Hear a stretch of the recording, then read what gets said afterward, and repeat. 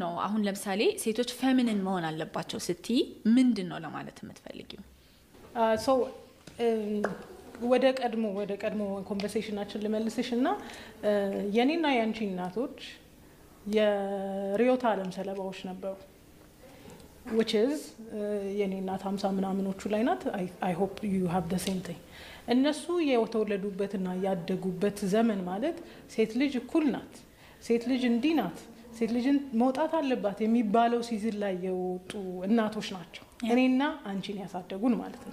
ሶ እነሱ እናቶች ሲያሳድጉን ከቀደሙት እናቶች ኤክሰፕሽናል በሆነ ሁኔታ ሲነግሩንና ሲያስተምሩን የነበረው ነገር ምንድነው ከወንድ ልጅ የበታች እንዳትሆኝ የራስሽ ገቢ ይኑርሽ እንዲ መሆን አለብሽ አይደለም necessarily መሆን የለብሽም ነው more of ሲነግሩን የነበር ከወንድ በታች እንዳትሆኝ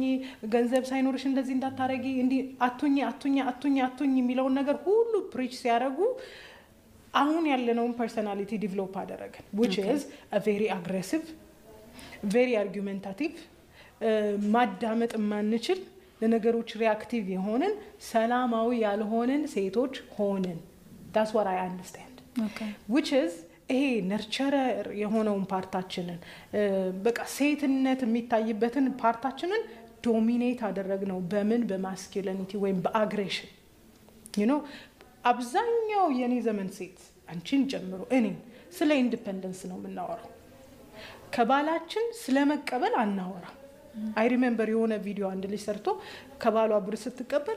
ሰዎች ሴቶች እንዲና እንዲ በሚከፍቱበት ሰዓት አንቺ ከባልሽ ትቀበያለሽ it's like አሁን እንደ ውርደት ነው መቀበል እንደ ውርደት ነው መቀበል ግን ናቹራል ካራክተራችን ነው ናቹራል የኛ ባህሪ የሴትነት ባህሪ ነው ስለዚህ እኔ ማምነው ነገር በጣም ተጽዕኖ ውስጥ ገብተን ስላደግን በጣም ማስኩሊን ስለተደረግን በጣም ወንዳውንድ ኔቸራችንን ብቻ እንድንጠቀም ስለሆነን እና ፌሚኒቲያችን ላይ መቆም እንደ ሽንፈት እንደ ማነስ እንደ በታችነት እየቆጠር ነው ስለመጣን የድሮውን አንከቨር ማድረግ አለብን ወደ ኦሪጂናችን መመለስ አለብን ብዬ በማሰብ ነው ፌሚኒቲን አድቮኬት ማድረገው አሁን ፌሚኒቲ ኔቸርን ማላይ ታያለሽ ካልሺ ከአያቶቻችን በኋላ ያሉትን ሶሳይቲዎች ብታይ they're more soft they're more calm ስለማይናገሩ አይደለም ሐሳባቸውን ስለማይገልጡ አይደለም ግን የሚገልጡበት መንገድ ይለያል እናቶቻችን ጋር ስትመጪ because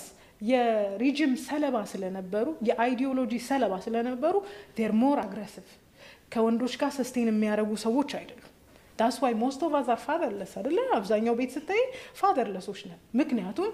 ሶሻሊዝም መጣ and then ፓትሪያርኪ መውደም አለበት እሷም እኩልናት እንደውም አስተዋውሳለሁ በፊት ላይ የሚባለው ምንድነው ወደነው በቀበሌ ተገደ የሚባል ሲናሪዮ መጣ ካዝ ቀበሌ አፈር ማረገ የሴቷ መብት መከበሩ በጣም ቆንጆ ሆኖ ሳለ